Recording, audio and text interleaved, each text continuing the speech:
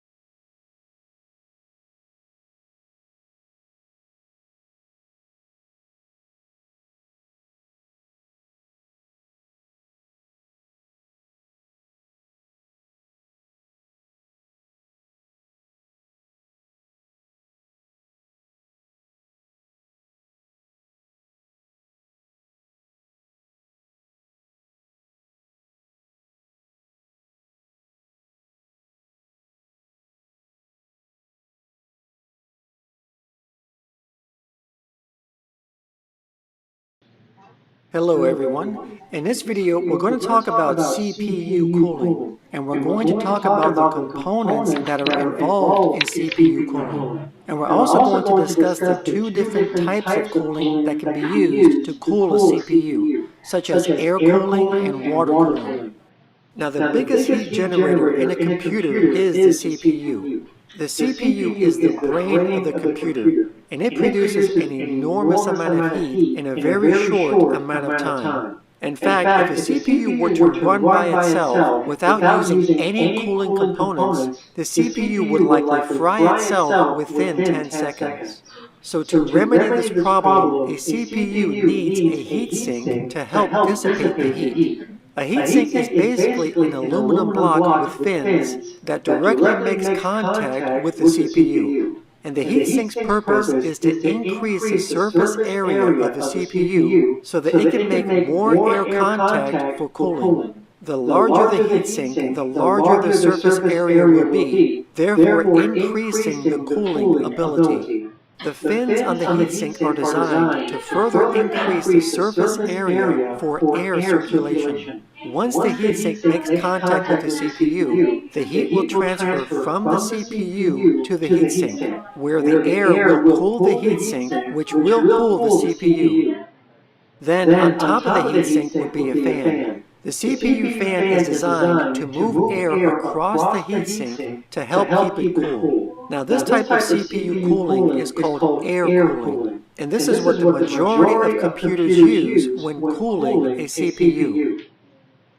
Now, it's important that the heatsink and the CPU make the most contact with each other so that adequate cooling can take place. So that's why it's important to apply thermal compound on the CPU before attaching the heatsink. Thermal compound is used to fill in the microscopic air gaps between the heatsink and the CPU to make up for the imperfections of the flat surfaces. Now, the surface areas between the CPU and the heatsink are flat, but they are not perfectly flat when examined with a microscope. Thermal compound is designed to fill in the microscopic air gaps so that the most contact can be made between the heatsink and the CPU. Because the more contact that the CPU makes with the heatsink, the better the heat transfer will be, which will keep the CPU cooler.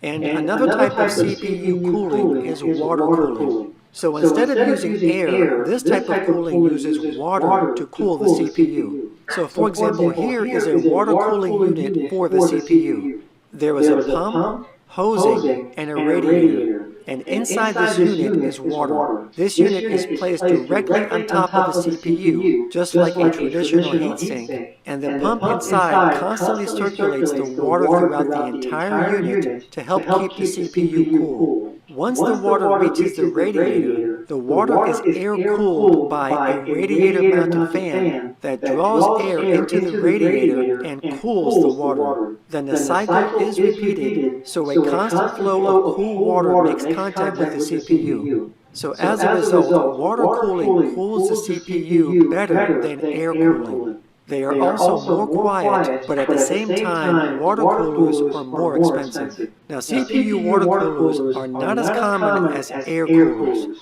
So if you were to buy a new computer today, it will most likely have an air cooler instead. Water coolers are more commonly used in high-performance computers, such as gaming computers. Or if you're going to overclock your CPU, then you should use a water cooler. Now, I personally use a third-party CPU air cooler in my computer that I've built because I don't need a water cooler. I don't do any overclocking or anything like that. In fact, when I build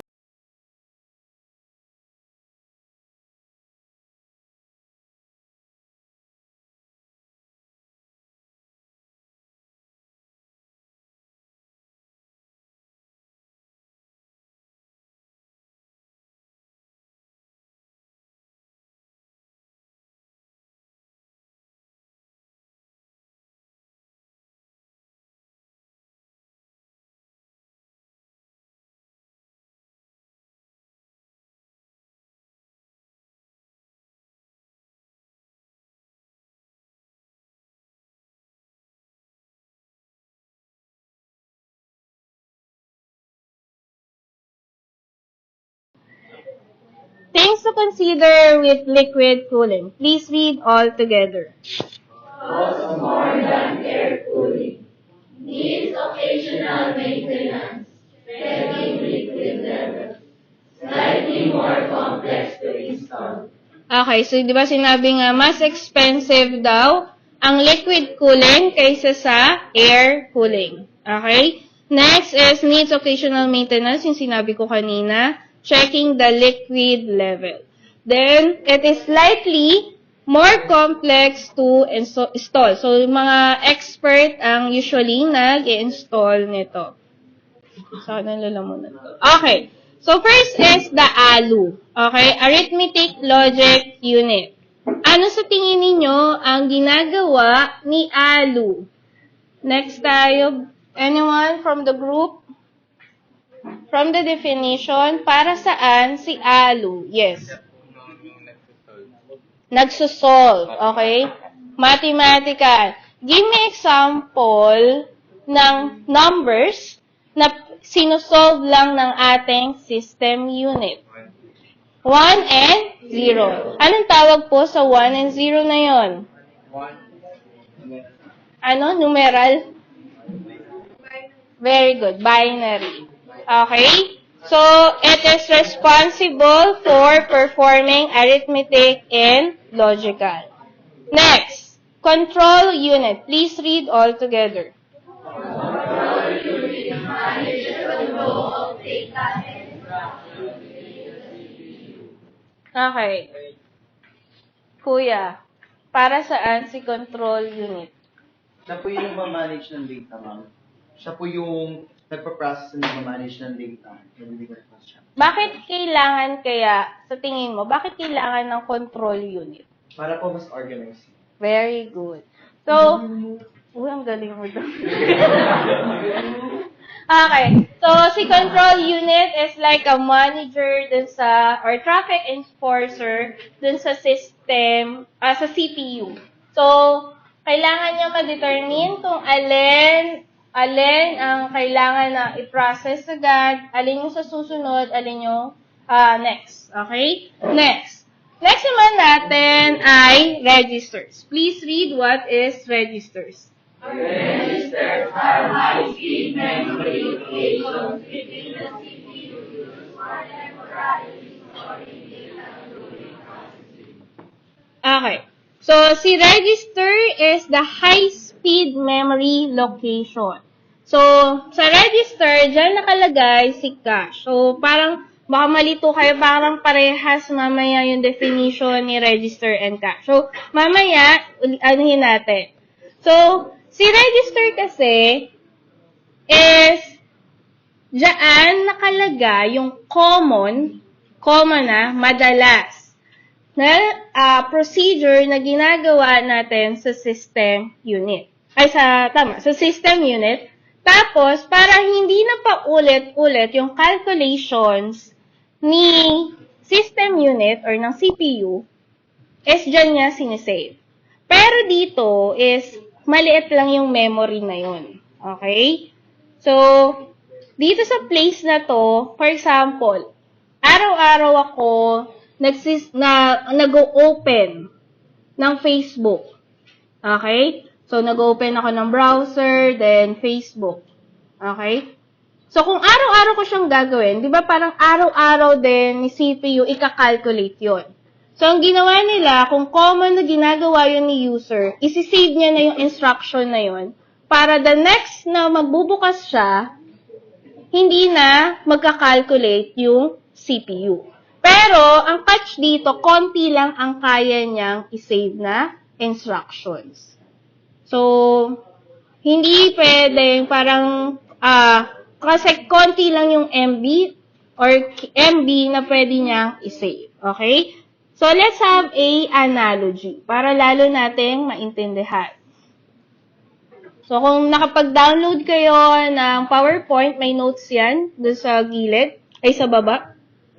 So, please read analogy.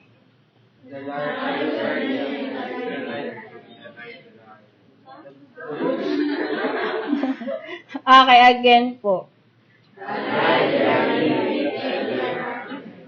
The librarian, go.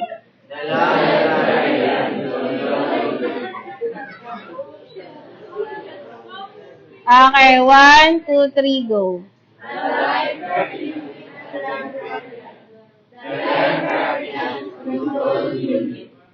Bookshelves, registers, the librarian's desk, value, arithmetic, unit. Okay. So, bakit si librarian is the control unit? Again, what is the purpose of control unit? Panganiban. Alam mo, ikaw lang kilala ko dito eh. Sige, panganiban.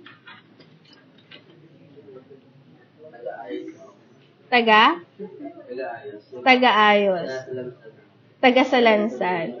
Okay. Dahil sa library, si librarian po, siya yung or manager do sa buong library. Siya yung taga-isip ng flow ng library. Okay? Siya yung taga-isip kung paano mapapanatiling maayos yung library. Parang ganun din si control unit. Siya yung taga-ayos ng flow ng instructions dun sa CPU. Next, how about the bookshelves, registers? Bakit si bookshelves ay register? Ano ba meron si bookshelves? Yes, Fortaleza. Anong meron si bookshelves? Bakit siya nakaparehas kay registers? Kasi po yung mga bookshelves po nandun po lahat ng mga libro. Tapos sa registers naman po nandun naman po lahat ng libro. Okay, very good. So, yung mga common instructions ay naka-register. And sa bookshelf, nandun yung lahat ng libro na ginagamit sa library. Next, the librarian desk is the ALU. Bakit po si librarian desk ay naka-analogy kay ALU? Ano ba ang ALU? Binasa lang, arithmetic. Salenga.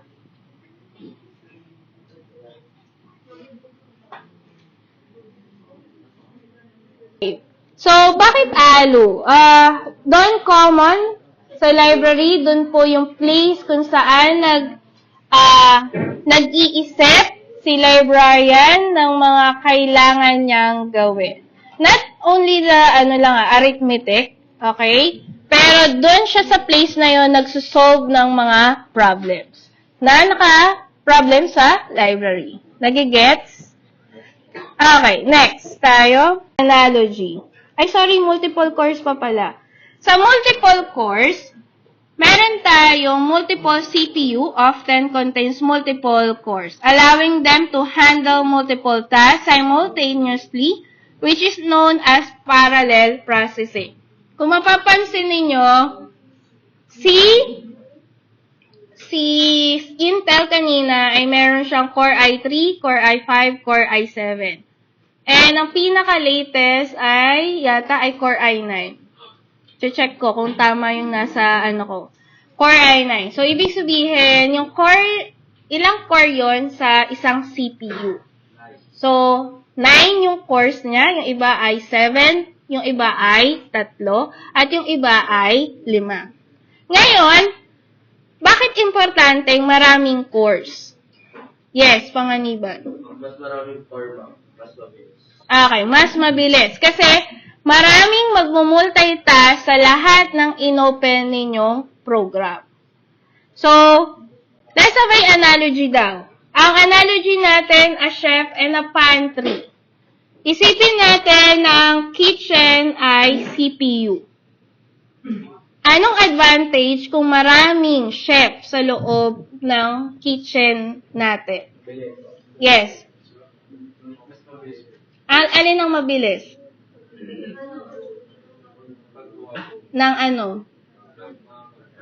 Okay. Mas mabilis silang mag-serve ng pagkain. For example, ay parehas siya sa actual na nangyayari sa kitchen. Merong chef para sa salad, may chef para sa main dish, may chef para sa dessert, may chef para sa, drinks. Okay? For example, yung customer, nag-order lahat nun. So, kung isa lang yung chef doon, sobrang tagal, may inis sa inyo. Pero kung yung restaurant na yon ay may iba't ibang chef, mabibigay sa inyo in the same time yung course niya or yung dishes na in-order ninyo. Nagets po ba? Ngayon naman, cache memory is the kitchen pantry. Paano yung kitchen pantry is naging cache memory? Yes. Mas marami pong magagawa. Mas marami pong magagawang Like pagkain po, marami pong space na Okay, ano pa? Yes. Naging cache memory po ito kasi like cache memory po, doon po nakastore yung mga data. When sa kitchen pantry po, doon po nakastore yung mga gagamitin po ng mga chefs or workers, like yung ingredients. Okay, very good. Si pantry, nandyan yung common na ginagamit na ingredients ng ating mga chef. Diba? So, hindi na kailangan lumabas ni chef para mag-grocery kasi meron na siya doon sa pantry niya. Parehas ang cache, iba-ibang level. Merong nasa taas, nasa gitna, nasa pinakababa. So, ganun siya yung idea niya.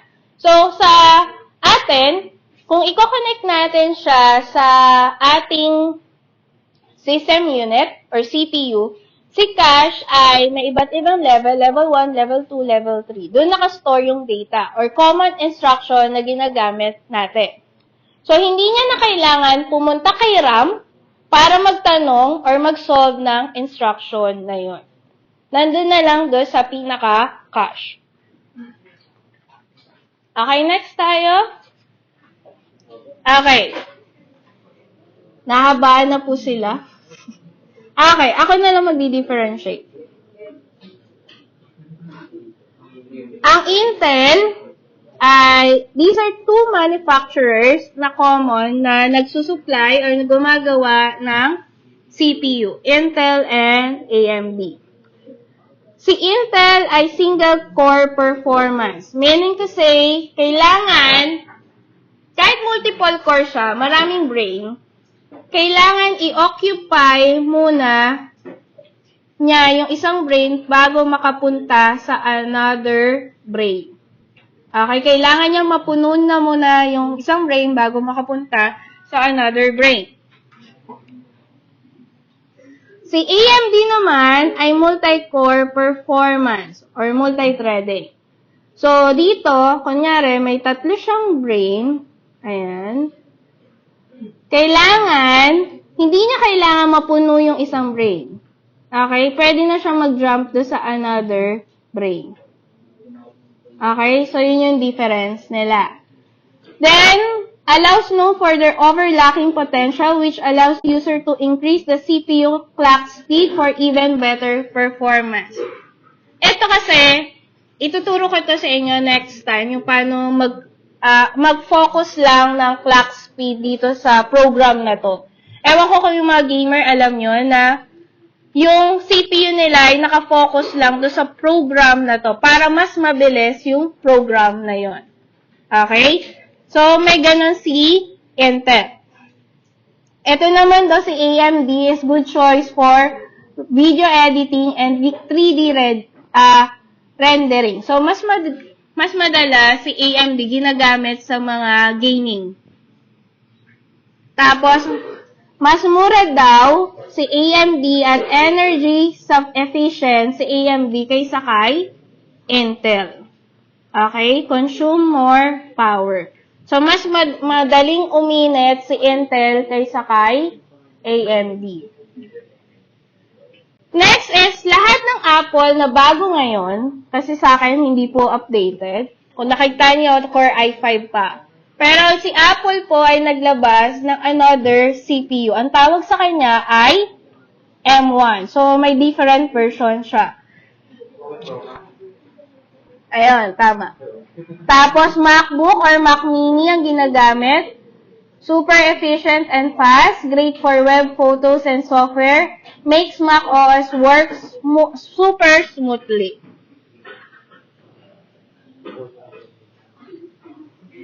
Next tayo. Next is the Qualcomm Snapdragon. Saan po ito? Sa laptop or sa mobile? Okay, for mobile phones. Okay, so ito po yung mga brands or specification na makikita ninyo kung gusto ninyo ng high-end na cellphone. What are the importance of choosing the right CPU for specific needs? The first one daw is dapat match your task. So, kung gaming ang PC ninyo, so dapat siguro ang bibilhin ninyo ay AMD. Okay? AMD na brand. Okay? Kaysa kay Intel. Next naman is budget consideration. Intel versus AMD. Alin po ang magandang bilhin? AMD. Mas mura daw ang AMD kaysa, wait lang. So, budget consideration, ang gagamitin natin ay AMD. Next, prioritize single core. Ano po ang pipiliin natin? AMD or Intel? Okay, Intel. Next naman, prioritize multi-core, Intel or AMD? AMD. Next, future-proofing. Ano po ang pipiliin natin? AMD. Oh. Okay, depende yan sa inyo. Kung Intel or AMD. Kung may budget kayo sa next na, for example, after 1 year may budget kayo, edi Intel ang pibilhin ninyo. Okay, kung wala kayong budget, AMD. Kasi, yun yung kaya ng budget ninyo. So, any questions about the topic?